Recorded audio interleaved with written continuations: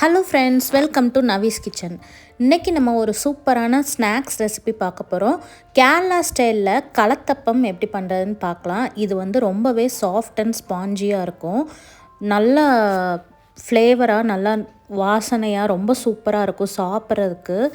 கேரளாவில் நிறைய பேக்கரியிலலாம் இது வச்சுருப்பாங்க. கலத்தப்பம் வந்து கண்டிப்பாக இந்த ரெசிபி உங்களுக்கு பிடிக்கும்னு நினைக்கிறேன். வாங்க வீடியோவில் எப்படி பண்ணுறதுன்னு பார்க்கலாம். அதுக்கு முன்னாடி நம்ம சேனலை சப்ஸ்கிரைப் பண்ணிடுங்க. இப்போ ஒரு பவுலில் 200 கிராம் அளவு பச்சரிசி தண்ணி ஊற்றி ஒரு 2லேருந்து 3 மணி நேரம் ஊற வச்சுருக்கேன். அரிசி ஊறினதும் இதை மிக்சர் ஜாரில் மாற்றிட்டு அது கூட 2 ஏலக்காய், கூடவே நம்ம சாப்பாட்டு சாதம் இருக்குல்ல, அது வந்து 2 டேபிள் ஸ்பூன், வேக வச்ச அரிசி, 1/2 டேபிள் ஸ்பூன் அளவு உப்பு, 1/2 கப் அளவு தண்ணி சேர்த்துட்டு இப்போ இதை நல்லா நைஸாக நம்ம அரைக்க போகிறோம். இப்போ இது நல்லா நைஸாக அரைச்சி இந்த மாதிரி அந்த பவுலில் ஊற்றிடுங்க. இப்போ நமக்கு இதுக்கு தேவையான அளவு ஜாகரி 250 அளவு வெல்லம் எடுத்திருக்கேன். அதை வந்து 1/4 டம்ளர் தண்ணி ஊற்றி நம்ம கொதிக்க வச்சுக்கலாம். கொதிக்கிறதுக்கு முன்னாடி நம்ம வந்து ஒரு கரண்டியில் நெய் ஊற்றி தேங்காவை வறுத்து தனியாக எடுத்து வச்சுக்கிறோம். இப்போ வெல்லம் நல்லா கொதிச்சிருச்சு. இதில் எதுவும் டஸ்ட் இல்லாமல் ஒரு வடிகட்டியில் இந்த மாதிரி வடித்து அந்த மாவுலேயே சேர்த்துக்கோங்க. இப்போ நம்ம தேங்காவையும் வறுத்து வச்சுருக்கோம்ல,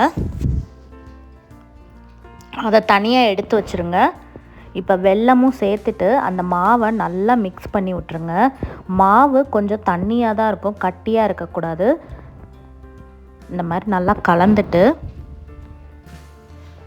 இதில் வந்து நம்ம பேக்கிங் சோடா 1/4 டேபிள் ஸ்பூன் அளவு பேக்கிங் சோடா ஆட் பண்ண போகிறோம். கலந்துட்டு இதை நல்லா மிக்ஸ் பண்ணி அந்த சோடாலாம் நல்லா இதாகிற வரைக்கும் நல்லா கலந்து விட்டுருங்க.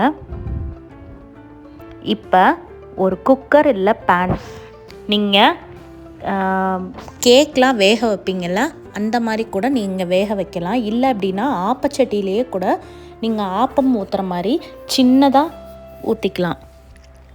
இப்போ கோகோனட் ஆயில் இல்லை அப்படின்னா 1 டேபிள் ஸ்பூன் நெய் ஆட் பண்ணி நம்ம வறுத்த தேங்காவெல்லாம் அதில் இந்த மாதிரி சேர்த்துட்டு நம்ம அரைச்சி வச்ச மாவு வெல்லம்லாம் கலந்து வச்சுருக்கோம்ல, அந்த பேட்டரை இதில் ஊற்றிடலாம்.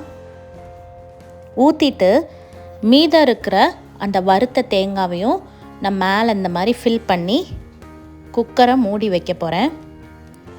குக்கர் வந்து ரொம்ப லோ ஃப்ளேம்லேயே தான் இருக்கணும். ஒரு 10லேருந்து 15 நிமிஷம் வரைக்கும் நம்ம வேக வச்சுக்கணும்.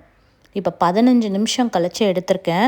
பாருங்கள், நல்லா சாஃப்டாக, தொட்டு பார்த்தாலே நல்லா சாஃப்டாக வெந்திருக்கு. இப்போ கத்தியை வச்சு இந்த மாதிரி குத்தி பார்க்கணும். வெந்திருந்தது அப்படின்னா நீங்கள் எடுத்துருங்க. இல்லை அப்படின்னா கூட ஒரு 5 நிமிஷம் வச்சுக்கோங்க. இப்போ இதை ஓரங்கள்லாம் இந்த மாதிரி கத்தி வச்சு லைட்டாக எடுத்து விட்டுட்டு நல்லா ஆறுனதும் நம்ம அப்படி பீஸ் போட்டு சர்வ் பண்ணிடலாம். நீங்கள் எதை கேக் நம்ம வந்து பேக் பண்ணுவோம்ல, அதே டைப்பில் கூட நீங்கள் பேக் பண்ணிக்கலாம். இந்த சேனல் உங்களுக்கு யூஸ்ஃபுல்லாக இருக்கும்னு நினைக்கிறேன். நீங்களும் இந்த ரெசிபியை ட்ரை பண்ணி பார்த்துட்டு உங்களோட கமெண்ட்ஸை கமெண்ட் செக்ஷனில் அனுப்புங்க.